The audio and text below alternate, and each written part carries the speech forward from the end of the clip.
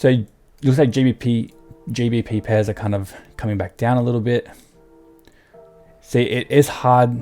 Like logically, if you're trading a system based on probabilities and letting those probabilities play out. So if your entry signal, just like I do, and let's say an entry presented and you analyze this chart, right? This is a really good example. So this is why opinions and emotions have no place in trading. I know for a fact psychological even handle numbers like 1.2660 are respected in market conditions. If an entry presented that I could have taken advantage of, I would have been in that trade regardless of what I thought this level would do. Because yes, we know they can have an influence to price. We don't know what's going to happen. Price could have easily pushed right through that level and hit my take profit if I was in this trade.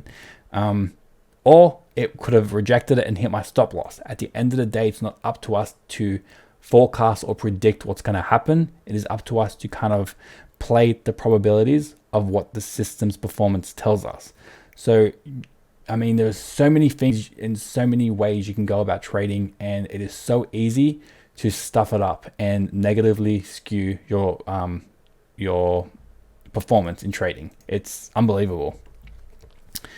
Right, so you know that most will profit and prepare that some will lose. That's great about time zones. Yeah, Quinton, so exactly, it's still profitable. That's the great thing about the AceFX systems. It still amazes me how multiple time frames, different markets, different time zones, it can still be profitable.